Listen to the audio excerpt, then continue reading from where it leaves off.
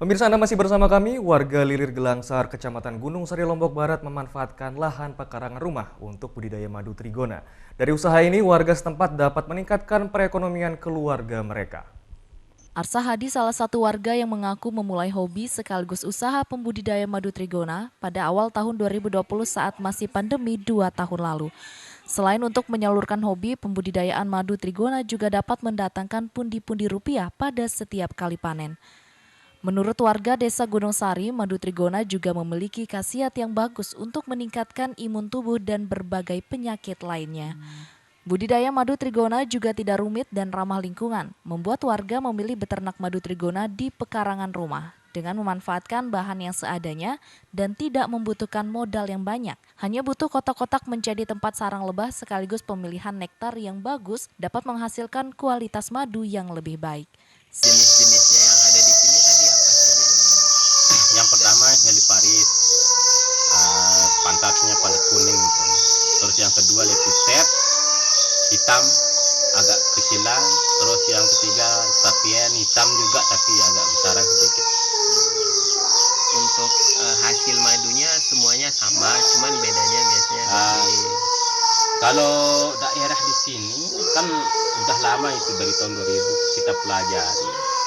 Kalau daerah saya di sini itu lebih banyak dia menghasilkan yang lepiset itu yang sama sapien daripada yang heliparis ini. Madu trigona yang dihasilkan di Desa Gelangsar, Kecamatan Gunung Sari lebih banyak menghasilkan madu dari lebah jenis sapien dan lavisep. Karena daerah Gelangsar Gunung Sari memiliki hawa yang cukup dingin untuk jenis lebah yang lain. Penjualan madu trigona sendiri dilakukan dengan pemasaran dari media sosial dan kunjungan langsung oleh pembeli ke tempat asal, guna untuk menjaga kepercayaan pembeli akan keaslian dari madu trigona yang dihasilkan. Dari Lombok Barat, Tim Liputan iNews melaporkan.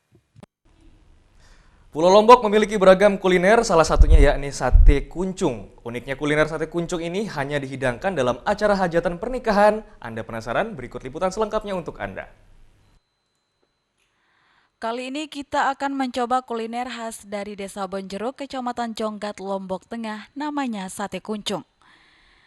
Mendengar kata sate pasti akan mengarah kepada makanan berbahan dasar daging sapi atau ayam.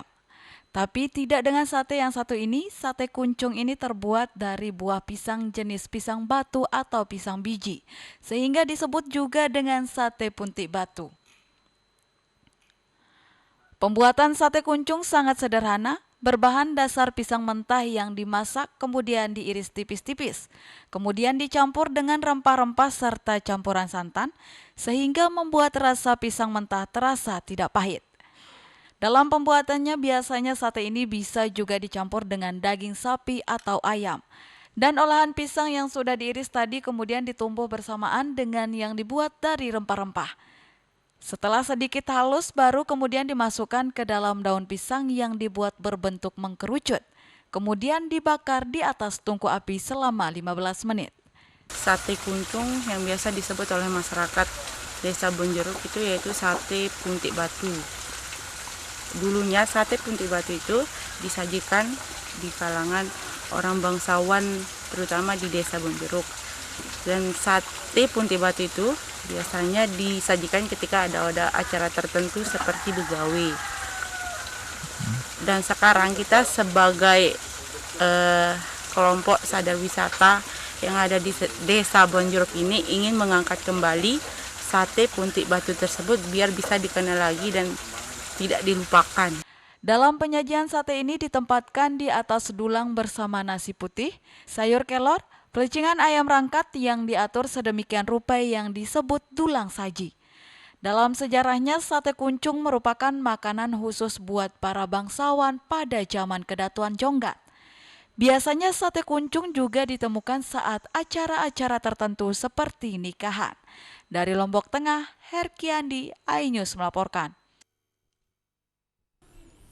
Pemirsa, destinasi wisata Batu Ratapan Angin Dieng di Kabupaten Wonosobo, Jawa Tengah tidak pernah sepi dari pengunjung. Selain disuguhkan pemandangan yang menakjubkan, pengunjung juga dapat menjelajah 2 telaga di tempat wisata ini.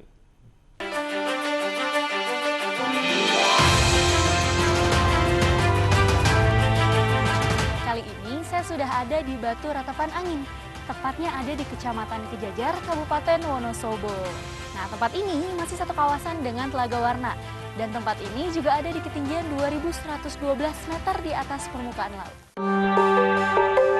Batu Ratapan Angin juga merupakan salah satu destinasi yang tidak pernah sepi dari pengunjung. Untuk menuju ke sini, Anda harus menempuh jarak sekitar 1 jam dari kota Wonosobo.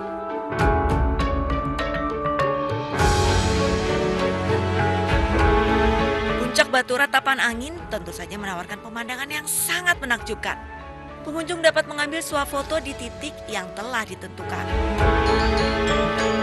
Nah, akhirnya kita sampai juga nih di puncak dari Batu Ratapan Angin. Dari sini kita bisa lihat dengan jelas banget pemandangan indah dari dua kawah di bawah, yaitu ada Telaga Warna dan juga Telaga Pengilon. Kalau Telaga Warna yang ada di sebelah kanan saya, itu warnanya lebih hijau, sedangkan kalau Telaga Pengilon yang di sebelahnya, itu warnanya kayak sedikit lebih muda, sedikit terlihat keruh, tapi tetap indah. Apalagi kalau dilihat dari puncak Batu Ratapan Angin. Penamaan dua telaga ini disesuaikan dengan karakteristik masing-masing telaga. Berdasarkan bahasa setempat, Pengilon artinya cermin. Hal ini berarti Telaga Pengilon memiliki air yang sangat jernih, bak cermin. Sedangkan Telaga Warna memberikan pantulan berwarna hijau di permukaan airnya. Kalau di Telaga Warna itu mengandung sulfur, mineral dan juga fosfat. Dan di sana juga bisa tumbuh ganggang. Sedangkan kalau di Telaga Pengilon itu kandungan mineralnya yang lebih tinggi. Ketika disinari oleh matahari, kita bisa lihat nih perbedaan warna dari dua telaga ini. Kalau misalnya Telaga Warna, itu warnanya jauh lebih hijau karena memang berasal dari pantulan ganggang yang ada di permukaannya. Sedangkan kalau warna dari Telaga Pengilon itu lebih jernih karena memang nggak ada ganggangnya. Unik banget kan? Jarak antara Telaga Warna dan Telaga Pengilon sangatlah dekat. Air di kedua telaga ini pun tidak pernah surut meski di musim kemarau. Dari puncak Ratapan Angin, pengunjung juga dapat melihat pemandangan Gunung Prau yang memanjang bagaikan benteng raksasa berwarna hijau.